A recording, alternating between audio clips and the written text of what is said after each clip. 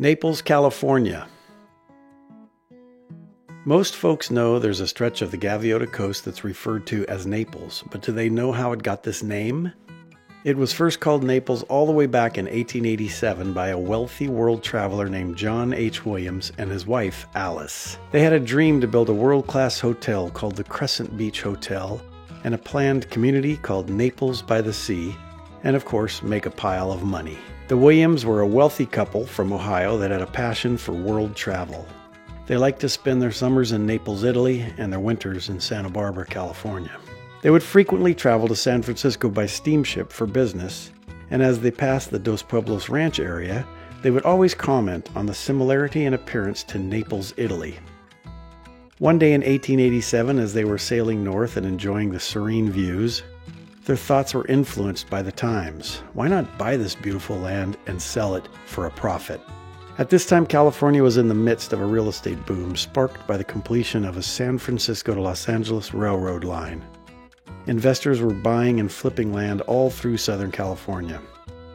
In 1886, an acre of Los Angeles land went for $100, and the following year it was worth $1,500. The promise of a coastal route railroad line connecting LA to San Francisco via Santa Barbara brought the frenzy to Goleta. The Williams got caught up in the excitement and decided to make the real estate dream a reality. On June 2, 1887, John Williams bought 900 acres of prime oceanfront real estate from the widower of Rosa Dinn for $50,000. Thus began the Naples Improvement Company, and Williams took 4 partners, all executives with the Southern Pacific Railroad. They guaranteed him the completion of the coastline route was near, and that was crucial to the success of his project. Immediately, a nationwide advertising campaign was launched, extolling the virtues of the climate and describing the town and hotel as if they already existed. They described boating on Naples Bay and showed pictures of a lavish hotel. They also showed a picture of the Dos Pueblos River with an ocean liner docked in the magnificent harbor. In reality, the foaming cascades of the upper Dos Pueblos River were usually just a trickle, and the harbor was a duck pond a few feet deep. While the hype machine cranked out all these stories of a perfect wonderland, the Williams were still eagerly depending upon the completion of the coastal railroad line, a necessity to bring construction supplies and a major selling point, the railroad station. Williams dumped thousands of dollars into his advertising campaign, but the returns were minimal. Without the rail customers, he turned his attention back to the seagoing public with a desperate marketing effort. Huge wooden letters 20 feet high were erected on the bluffs, spelling out Naples.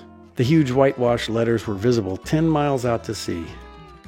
They eventually blew down one by one in the windstorms of 1890, symbolic of things to come for John Williams' dream. Maps were distributed proclaiming the development as a poetic realm ordained by nature and the queen of summer and winter resorts. The advertisements called it the Bay of Naples, which is a stretch to say the least. If nothing else, the city was laid out on paper featuring scenic avenues and parks, and detailing utility easements and landscaping. Streets running east and west were numbered 1 through 18, starting at the ocean. Running north to south, the avenues featured Neapolitan names such as Vesuvius, Etna, and Capri. The only 2 roads that actually existed were named after celebrities of the day, to give the impression that the rich and famous were flocking to this new development. There was Patty, named after a Spanish soprano, and Langtree, named for a theatrical sex queen named Lily Langtree, pictured here. Williams' exaggerated advertising was not broadcast in California. It was mostly focused on the metropolitan areas back east, where potential investors would be less likely to come see the land firsthand. Because if they did, this is what they would see. Beautiful but completely undeveloped land. Despite the Naples business not going as planned, Alice Williams still adored the land around their imaginary city, and she fell in love with the old Dinn adobe just across Dos Pueblos Creek. They negotiated with Stephen Rutherford, the owner of the Dos Pueblos Ranch at the time, and purchased an additional 82 acres on the west side of the creek that included the old adobe. There, John and Alice lived with their beloved pug dogs while they waited for their dream to come true. But there were complications. The economy took a downturn, and funds for the coastal route were diverted elsewhere, bringing the progress to a grinding halt. The railroad got as close as Elwood, where a roundabout was built, and that was where the line ended for 14 years. This spelled disaster for John Williams' plan. By the time the railroad would finally get to Naples, the land boom would be over. John Williams, on the far right, stands next to his wife Alice in front of the Naples Hotel.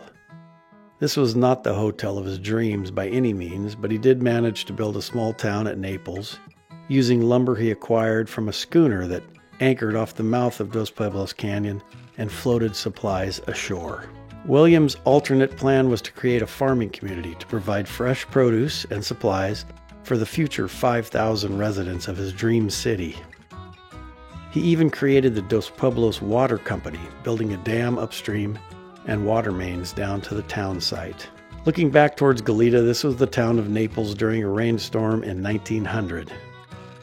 Number 1 is the Haunted Chapel, which we'll get to in a minute. Number 2 is the Naples Dance Hall. Number 3 is the Blacksmith Shop. Number 4 is Wells Fargo Barn. And number 5 is the Naples Hotel. Despite the failure of the grand plan, the little town of Naples began to look like a small community. These Naples residents looked quite at home hanging out in front of the Naples post office with their dog. The Naples Dance Hall became a popular social spot for the youth of Goleta and Santa Barbara. Couples would rent carriages for the long moonlit trips up the coast to attend a Naples dance. Sounds like fun even today. And it looks like Naples even had a baseball team, the Naples Nine. Here they are also hanging out at the post office after a big game. On December 15, 1895, John Williams passed away, leaving his dream to Alice. She was every bit as determined to see Naples by the sea materialize. To honor John, she decided to build a Gothic church on the east rim of the Dos Pueblos Canyon where future residents could worship. She spared no expense in the construction, hiring a prominent architect and importing stained glass windows and slate shingles from Tuscany. Gargoyles with panther heads graced the corners of the structure, and cactus and century plants made up the landscaping. The remains of John Williams were returned from an undertaker in San Francisco and sealed in one of the tombs built in the mausoleum. Also entombed there, to the dismay of the community, were the embalmed carcasses of 2 of her precious pug dogs. Sculptured likenesses of the dogs' heads were also carved into the exterior of the church. It was her desire to have a wedding held at the church, but no one accepted her kind offer. Locals declared it a spooky place from the day it was built, and some took to calling it a dog cemetery. For 27 years it sat empty, the most prominent man-made landmark between Santa Barbara and Gaviota, and never once used for a religious service. Beside the locked doors read an inscription dedicating the church to the memory of John Williams, the founder of Naples. Kids dubbed it the Haunted Chapel, and bats made their home in its looming bell tower. In Walker Tompkins' words, it was a monument to the dead dreams of John H. Williams and his city by the sea. Alice Williams never did give up on her husband's dream. She did, however, become known as an eccentric, a penny pincher, and a recluse. On March 31, 1901, she stood on the platform of the brand new Naples train station, her arms full of roses. When the first ever train pulled in from Los Angeles, she ceremoniously garlanded the cowcatcher with flowers. 3 days later, when the first southbound train came in from San Francisco, Mrs. Williams flagged it down. J.J. Hollister told Walker Tompkins what happened next. She told the engineer it had been her husband's fondest desire to ride the first train into Santa Barbara from Naples. Then a group of pallbearers lifted the coffin of John Williams into the train's baggage car and, along with Alice, he made the trip to Santa Barbara and back. Upon their return, he was placed back in his vault in the Naples Chapel. Even in death, John Williams hadn't been cheated out of his fondest desire. So while Alice Williams had lived to see the completion of the railroad through Naples, the land boom was over. Meanwhile, the exquisite Potter Hotel had been built in Santa Barbara, attracting all the rich and famous Naples was intended for, and many of them were building multi-million-dollar mansions in Montecito. And the little farm town of Naples was in decline.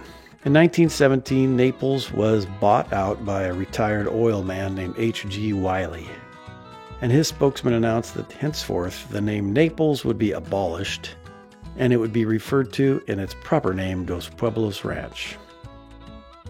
Immediately, the old clapboard town of Naples was demolished, and the ranch was enclosed by a barbed wire fence with prominent no trespassing signs on display. Where the town was, Wiley planted walnut trees. One old Naples building survived the bulldozer's blade. The Naples store was in existence until 1932. This is how the town site looked recently, with the remains of an old Christmas tree farm.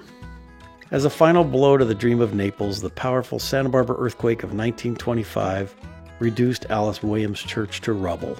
The new owner, Wiley, quickly dismantled what was left of the spooky old structure and repurposed the stone elsewhere. Some of the stone blocks from the haunted chapel were used as walls and a gate for the big house at Dos Pueblos Ranch, where they can still be seen today. Also still in existence today is Langtree Avenue. Evidently, the beauty queen's name really had some staying power. And a closer examination of the gutters of Langtree Avenue show the quality of craftsmanship that would have gone into the City by the Sea if it had ever come to fruition. While H.G. Wiley did his best to erase the Naples name from history, it lingered. 50 years after this reference mark was planted on the beautiful coastal bluff, the Morehart Land Company purchased Naples. They didn't think John Williams' fantasy was that outrageous. In fact, they kind of liked it. And after years of legal wrangling, Morehart got the County of Santa Barbara to approve an official map of the Naples Township, originally drawn up in 1888. Nearly a century later, the modern developers went to work planning a whole new gated community by the sea for a new generation of wealthy investors. This time the railroad was already in place. The Morehart developers even had a little 3/4 scale Naples train station built along the tracks as a fun little attraction for potential investors. This building still exists today, and we constantly get people asking if it was really the Naples train station, despite the small size. It was actually built in the 1980s. After the Morehart group faced too much resistance to their plan, they sold to an aggressive Orange County developer named Matt Osgood. He picked up where John and Alice left off, and they would have been proud of his determination. He battled for 10 years against environmental groups, and his reward was to be foreclosed upon by his lenders. But another developer followed suit, and then another, and the development attempts and the lawsuits continue to fly to this day. The most recent attempt in 2024, when just a couple of large homes and several outbuildings were proposed for an oceanfront parcel. They faced an overwhelming amount of public opposition, with hundreds of emails being sent into the county, forcing the developer to withdraw his submission. Times have changed since the Williams were around. Today, the general public has learned to appreciate the natural beauty of the Gaviota Coast, and especially the empty bluffs at Naples. But the developers will continue to try, and we all know that even today, money talks. Meanwhile, the beautiful stretch of California coast that resembles Naples, Italy, sits quietly, oblivious to all of the trials and tribulations fueled by man's desire to capitalize on nature's perfection. If you would like to help nature win this battle, the Gaviota Coast Conservancy is dedicated to long-term strategies to permanently protect the Gaviota Coast. You can help join them in their efforts to preserve this beautiful and irreplaceable national treasure. Hopefully, this last unspoiled stretch of the Southern California coastline will still be around for our grandchildren to enjoy.